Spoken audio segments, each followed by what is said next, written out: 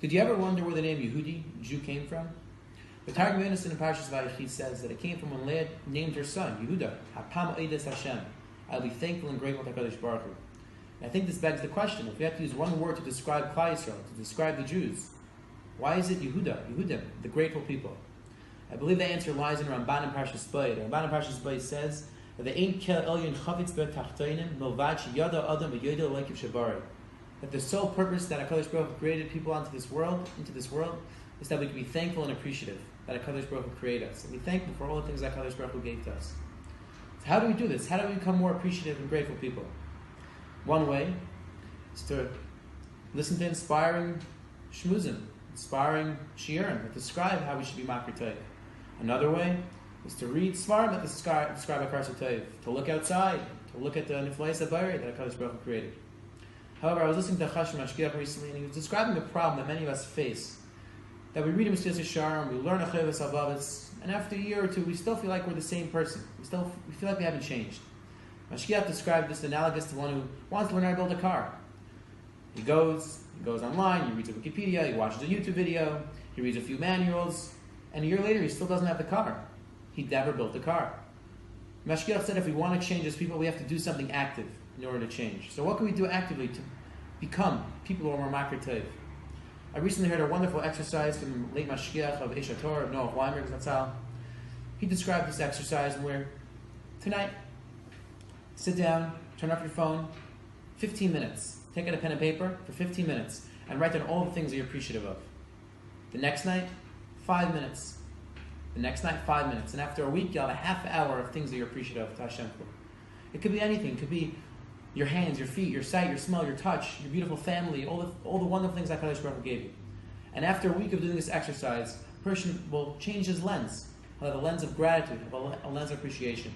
And I think a wonderful time to review this list is on Shabbos, as David HaMelech in Tehillim says, Mizmor Shirlei Shabbos Pei B'Loheides L'Hashem.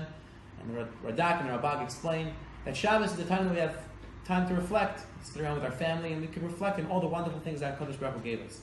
On that note, I want to thank the Sparks members and the founders for providing a platform that we can all learn and be inspired together.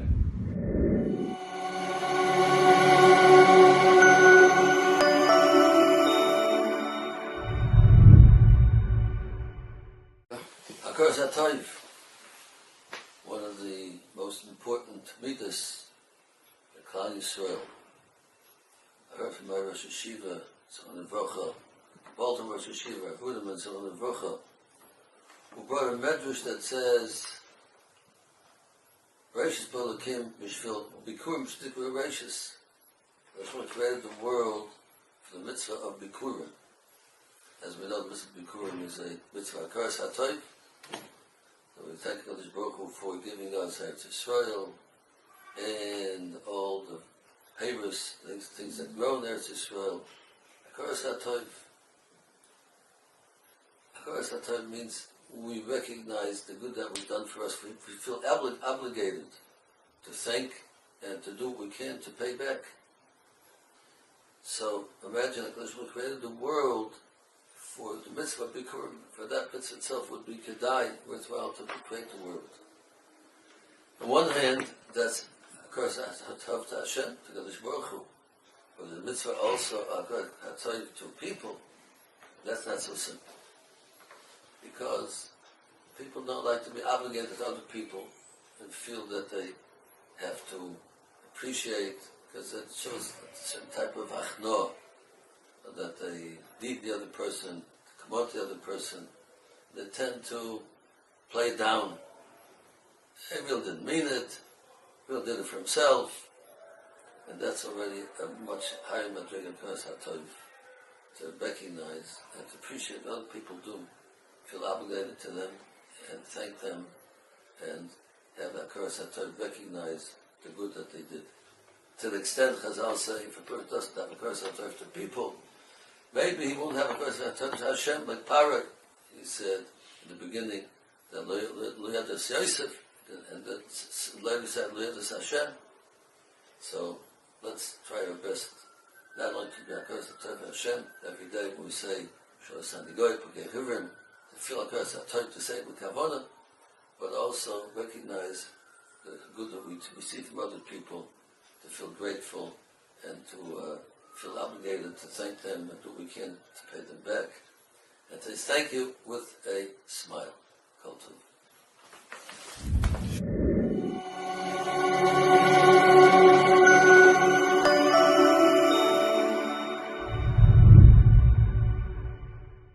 There was a man who was on a train, and he saw this boy who must have been about 20, 25 years old, and the boy was looking out the window and he started pointing and saying, "Dad, Dad, the clouds, we're passing by the clouds." This guy thinks, okay, what's going on? A couple minutes later, the boy again looks out the window and says, "Dad, we're passing by the trees, look at the trees." So the man couldn't help himself, and he went over to the father and said, "Have you considered taking your son to a doctor?" The father smiled and said, "I did. We actually just came from the hospital. You see, my son has been blind from birth, and he just got his eyes today. This is the first time that he's seeing the world." The idea is that things are always deeper than they seem at first. There is always a deeper layer, something beneath the surface. And when we talk about Hakaras Hatov, we translate it as gratitude. But there's something much deeper when it comes to Hakaras Hatov, because how do you become grateful? What is the key to gratitude? Hakara means to recognize, the ability to see where something came from. That is a skill set. When you look at a human being, you see a human being, where did he come from? He came from a zygote, a single half male, half female genetic code. When you look at a tree, where did it come from? It came from a single seed. And you have to understand source and expression, root and expression. Hakaras Hatov is understanding how to trace things back to their original root. And that is something which is powerful. Just to give you an exercise, when you look at, let's say someone's wearing a shirt. When someone's wearing a shirt, where did they get that shirt? How did it come to be? You gave money to the person at the store, but where did they get their shirt from? The manufacturer. Where did they get it from? It came from fibers. It came from animal parts. Where did those things come from? It's understanding how to trace things back. And gratitude is a very deep spiritual concept. Hakaras Hatov, we are Yehudim. Yehudim means comes from gratitude. That's who we are. We are able to trace things, to understand that everything in the world is deeper than it seems. It really comes full circle. Last week, we talked about Kibbud Avayim. Now, there's a fundamental problem when it comes to Kibbud Avayim. What's the problem? The problem is that when you look at the luchos are split into two. There are 5 on the right and 5 on the left. But the 5 on the right are bin Adam Lamakom. Anochi Hashem. Hashem is our God. Don't do Avodah Zarah. Keep Shabbos. Don't say Hashem's name in vain. When it comes to the left ones, all the ones on the left are bin Adam L'Chaveiro. All of them. Don't kill. Don't have adultery. Don't steal. All of the ones on the left are bin Adam L'Chaveiro. But on the right, the last one on the right is Kibbud Avayim, which doesn't make sense because I love my parents, but they're not God. So why is Kibbud Avayim on the right side? The deep approach is like this. The ones on the right are not bin Adam L'Malkum. They're not between you and Hashem. They're between you and understanding how to trace yourself back to Hashem. The first step of tracing yourself back to Hashem is recognizing that you are not independent. That you didn't create yourself. Where did you come from? Trace yourself back. Where did you come from? You came from your parents. Where did they come from? They came from their parents. Where did they come from? Trace yourself back to Ma'an Torah. Trace yourself back to Avram, Yitzchak, and Yaakov. Trace yourself back to Adam. Where did they come from? And then you get back to Hashem. Kibbud Avayim is the first step of Hakaras Hatov, of recognizing where your life comes from until ultimately you can trace yourself back to Hashem. That is the midah. That is what it means to be a Jew. It's living where you're constantly trying to see past the surface. Things happen, but in order to gain meaning from anything that happens to you, you need to go beneath the surface. And when it comes to all of Chachma, Anyone who learns Torah knows that whenever you learn a sugya, whenever you learn a topic in Torah, the first thing you do is you look for a Torah source. Why? Because you're trying to root it back to where it comes from. The root contains everything. The Ramchal says this in many places in Das Tmunos and Derech Hashem, that a Baal Chachma, someone who wants to become a real Chacham, a wise person, will always look for root principles, klalim, principles. Won't look for pratim, won't look for applications, facts, and the expression. You look for the root, because the root contains everything else. The zygote contains the potential for the entire human being. A seed contains the potential for the entire tree. A root principle contains everything. Hashem is the ultimate root of all of reality. You want to always trace yourself back. That's what Hakaras Hatov is, recognizing where all the good things are in your life. Where do they come from? And it's having the humility to get past yourself, to negate that ego, and to source yourself back to the ultimate root. So we should be inspired to really develop the midah of Hakaras Hatov, to fully recognize all the good in our life, and to continuously build deeper and more profound and meaningful perceptions of Hashem, of ourselves, and the world we live in.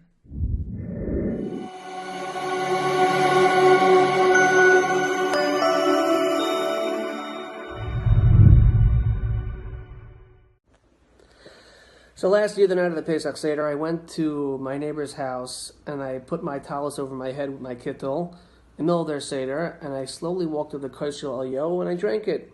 And then I walked out. I thought it was a good shtick. In fact, my brother was once on a date and he broke down and he had no idea how to fix his car.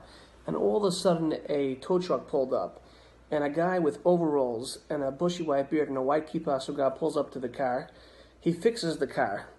And he helps him out. My brother says, I want to help you out. Who are you? The guy's like, no, I'm not taking anything. He says, what's your name? The guy's like, Elio Navi. And he drives off. Now, I don't know if that was Elio Navi or not, but I'll tell you that I once had a boy eat in my house, and he told me that his grandfather met Elio Navi. And I said, really? Being skeptical, I asked, prove to me, tell me what happened. See, he said when his grandfather, whose name was Rabbi Schwab, when he was young, he was about 17 years old, he went to the house of the Chavetz Chaim and was waiting in the waiting room. And an old man came into the house, sort of cut the line, and went into the Chavetz Chaim house. He spent with him about 2 hours. And after the meeting, the Chavetz Chaim walked him out of the house, down the block. And his friend and himself followed the Chavetz Chaim and this old man. And after they went over to the Chavetz Chaim, they said, who is that man that you walked him out and you spent so much time with him? And the Chavetz Chaim was like a little surprised, and he said, you saw him? If you saw him, I can tell you who it was. That was Elio Navi.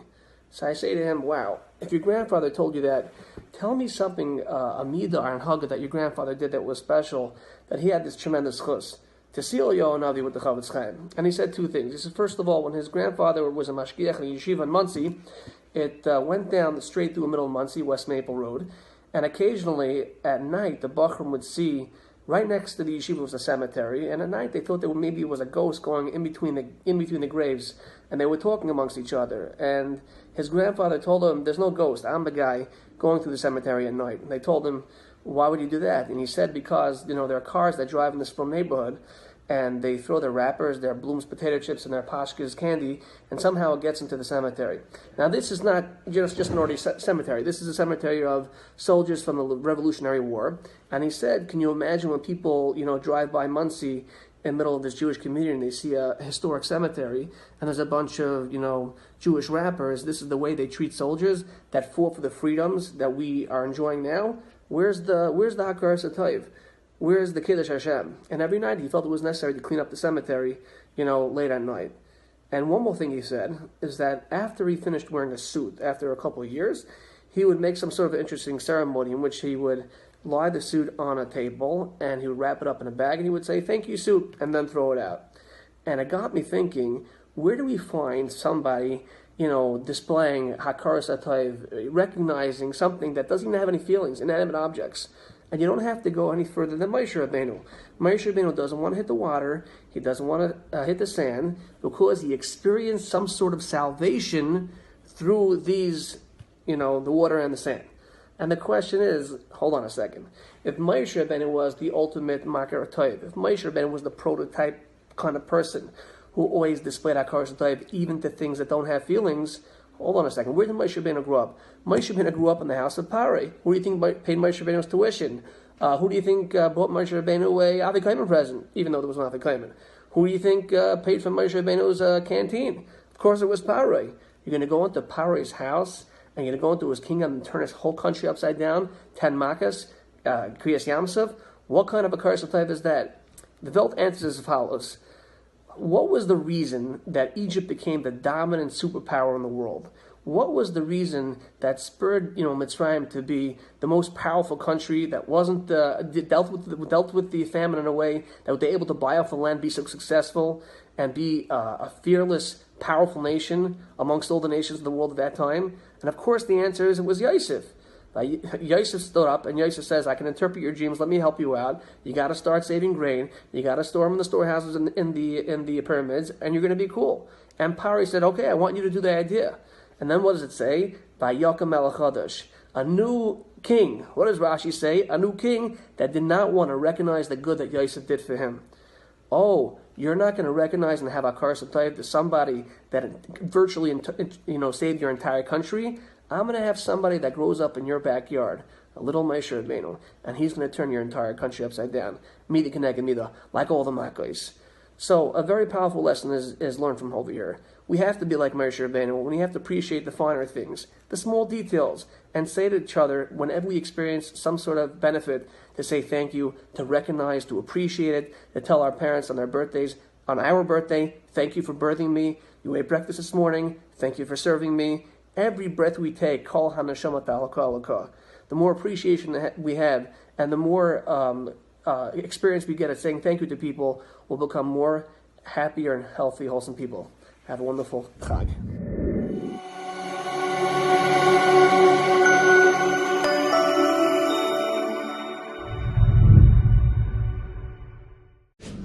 My grandparents came to this country during World War I, or shortly before World War I. And when I was in third grade, my grandfather, Alav Shalom, passed away. I, as the oldest grandson, spent many Shabbosais with my grandmother. And I noticed that when she benched licht, after Hadlokas Haneros, she would mention her departed husband and parents, and she would mention a man named Yerushalayim Hecht. And I asked her, who is Yerushalayim Hecht? And she told me the following. She said that when they came to this country, and she came as a 10 or 11-year-old girl with her parents, on the boat, they brought one thing with them. The name of a person that would give my grandfather a job where he could still say Shomer Shabbos, which was almost impossible in those days. The man's name was Yerushalayim Hecht. And my grandmother was always Makir Tov. We're talking now 60 or even 70 years later, and still every time she lit the Neiros, she was Makir Tov. She thanked Yerushalayim Hecht, a man who I don't know. I don't know which Hecht, what Hecht, where Hecht, but that I know, that our family owes him a debt of gratitude. So I told my grandmother, now I know why you and Zaidi was so much liach. The Maral says, Ein HaKadosh Baruch Hu Goimel Tov Ela L'misha Makir Tov. Hashem doesn't do kindness except to people who recognize kindness. Someone who is a Makir Tov deserves the kindness of the Rabbi Shalom. So while we start out being Makir Tov for the good of the other person, HaKadosh Baruch Hu blesses us. Ein HaKadosh Baruch Hu Oiseh Tov or Goimel Tov Ela L'misha Makir Tov. So be a Makir Tov for two reasons. Because you owe it to him, and because you yourself will cash in on it. HaKadosh Baruch Hu is Goimel Tov to people that are Makir Tov.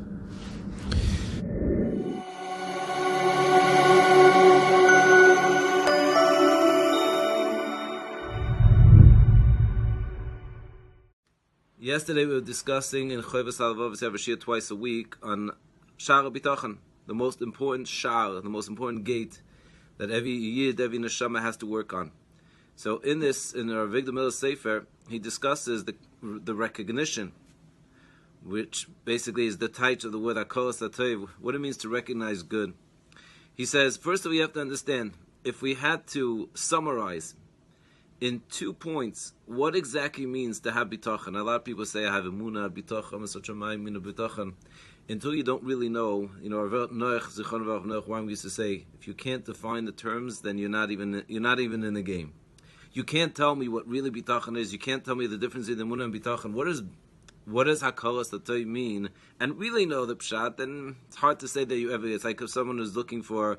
Sometimes a person has the mashal of the Sefer B'Vav Mishkan Even again. He gives. He's like, there's a person. Sometimes I have a simcha. You say it's a kavaldik mazel tov. Where's the simcha? I'm not sure. What do you mean? I'm not sure if it's a bar mitzvah or it's a wedding. Do you know where it is? I'm not sure. It might be Brooklyn. It might be Monsey. I once had such a mice. I was supposed to go to a wedding in Sharna, but really it was Chanka or Chichinka or whatever that place is in Borough Park. If you don't know where you're going, you can't define the goal. It's very hard to get there. You don't know what you're living for. You haven't begun to live. So all this is saying one thing. If you want to know, if you want to develop bitachon, which is the most important thing, and it's the lead up to Pesach. Pesach night is the highest level of emunah and bitachon. They say kashem shenichnas adam marbim besimcha, kashem shenichnas nisa marbim beemunah. And especially the Arizal says that the first night of Pesach is the highest night of emunah. It's like the days of Yimoisa Mashiach. That's pshatos in Pesach Sheni. We'll get to that. Says Rav Avigdor Miller, so you want to develop bitachon. So people think, especially in this generation, you don't have to really say thank you unless it's an amazing thing. Someone got you a car. Well, you got to say thank you to your parents. Right? Someone got you, did the biggest favor, must give you $1,000, $10,000. Yeah, thank you so much. But if someone did you a little favor, put on the air conditioner for you, cleaned up the mess on the table, made you whatever, gave you a drink, shkoyach. Hakaras Hatov is based on recognizing every step of good that is in your life. So much so, I made a challenge. From a Chodesh Adar, I told people, you want to really become a Hakaras Hatov person, you want to really be besimcha, because that's the yesod of Hakaras Hatov.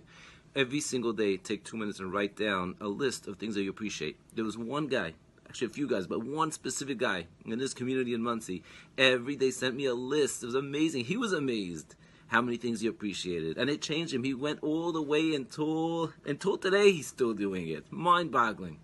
So Sagt of Avigdor Miller, an incredible chiddush. He says, you want to know what bitachon is. You want to know what it means to trust Hashem, to know that He really loves you.